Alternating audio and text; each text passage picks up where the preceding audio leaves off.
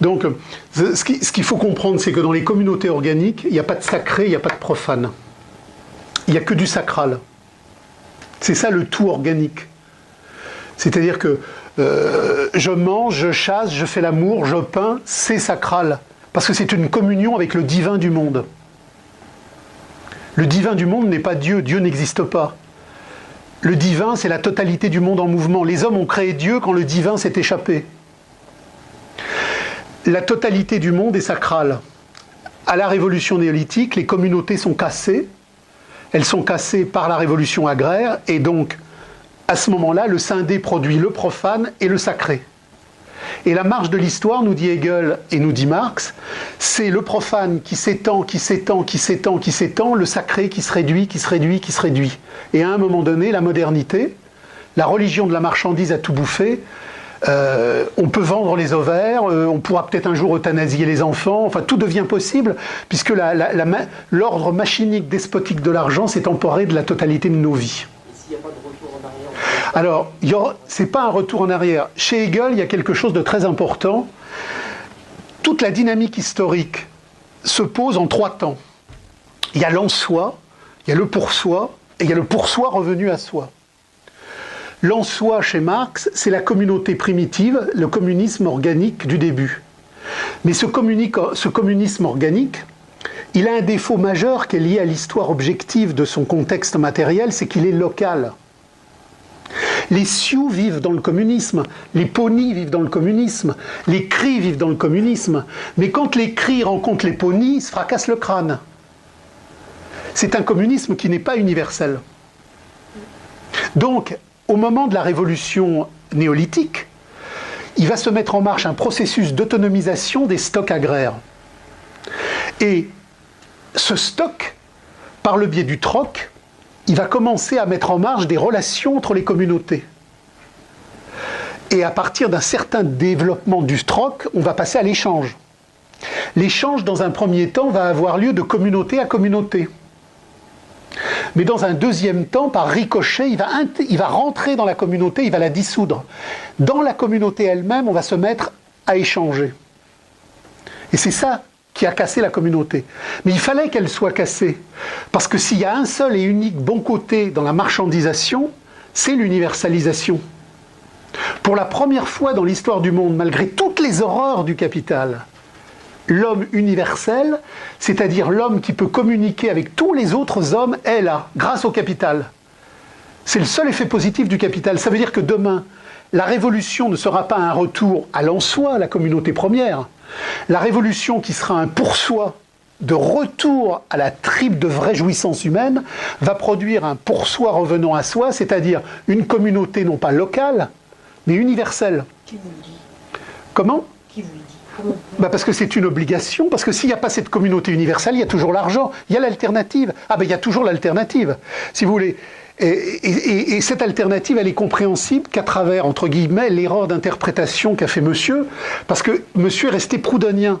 Il croit, parce qu'il n'est pas pénétré de la critique radicale du fétichisme de la marchandise, que l'argent est un moyen de circulation ou un étalon de valeur.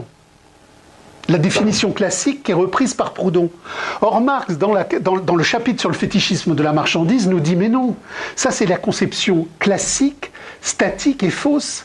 L'argent n'est pas un objet. L'argent, avant d'être cet étalon, ou cette mesure des valeurs et ce moyen d'échange, est d'abord une dialectique sociale d'aliénation. C'est-à-dire que quand je me mets à échanger, quand je me mets à vendre, je ne vends pas simplement des produits. Je vends ma vie à travers le processus d'aliénation qui fait qu'au lieu de produire pour la jouissance de mon satisfaire, je rentre dans un marché qui, à partir du moment où il commence, ne peut pas s'arrêter.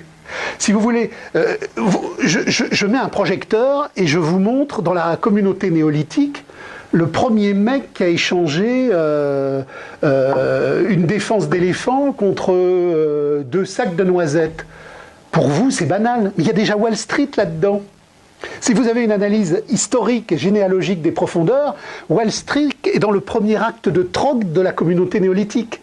Donc si demain on recommence avec le mythe proudhonien ou le mythe de John Gray ou le mythe des fourriéristes, c'est-à-dire un argent non thésaurisable, C'est l'engrenage vers autre chose. C'est pour ça que dans l'Évangile, il y a quelque chose de très important que la catholicité officielle d'État a oublié.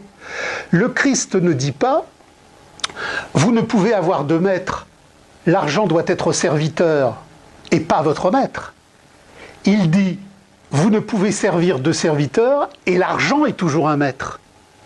Cette conception, on entend toujours le catho tradi qui vous dit « Mais non, il faut de l'argent. L'argent doit être notre serviteur et pas notre maître ». Bon, c'est une très belle rengaine lyrique, mais dans le cadre de ce qu'est le fétichisme de la marchandise, ça ne marche pas. Parce que dès qu'il y a un millimètre d'argent ou d'échange en mouvement, dans le troc le plus rudimentaire de la communauté néolithique, j'ai Wall Street en devenir. Donc, il faut comprendre ça. Et donc, la communauté universelle de demain sera une fédération de communes. L'universalité de la commune, pas indépendante, ce qui est, mais non, pas indépendante, ça ne veut rien dire. Si vous voulez, la communauté universelle est la préservation des identités profondes de la radicalité humaine. Grâce au communisme universel, on fera enfin un vrai camembert au lait fermier et on fera enfin une vraie sauce soja dans les îles japonaises. On ne va pas mélanger le camembert et le soja parce qu'on est dans une communauté universelle. On va au contraire développer toutes les identités de richesse archaïque qui ont été broyées par le capital, mais dans le cadre d'une dimension universelle avec des fédérations de communes. Et la fédération de communes, elle ignore l'échange parce qu'il y a une centralisation des besoins, il y a une centralisation des consommations, et tout s'organise, mais à un niveau anti-monétaire et anti-mercantile. Chaque commune s'autosuffira. Non. Vous allez dire que tout est inéluctable, il y a quand même une utopie monstrueuse dans tout ça. Mais l'utopie monstrueuse, c'est de croire que le monde dans lequel vous vivez depuis des siècles est éternel. C'est ça l'utopie. Le fétichisme, c'est ce que je vous disais tout à l'heure, le fétichisme de la marchandise nous a tellement infantilisés, désarmés, comment ? Aliénés, que nous prenons pour obligatoire. Je veux dire, mais imaginez-vous les Sioux, quand ils ont été massacrés, qu'ils se battaient les armes à la main contre la civilisation. Bon, vous avez vu le film Danse avec les loups. La qualité de vie, le rapport à la nature, le rapport à l'amour, le rapport à la terre, c'est ça qu'on va reconstruire. Et si on ne le reconstruit pas, on a la banque pour l'éternité, la police pour l'éternité, la gendarmerie pour l'éternité, la pollution pour l'éternité. Ce qu'il faut comprendre, c'est que le plus petit truc qui vous dérange n'est pas amendable dans ce monde. C'est pas amendable. Moi, je rencontre plein de gens sur la PMA et la GPA, je leur dis, vous n'avez rien compris, et c'est un bon exemple. Si vous ne voulez pas de la PMA et de la GPA, il faut détruire l'argent. Si vous gardez l'argent, vous aurez la PMA et la GPA à l'échelle industrielle partout.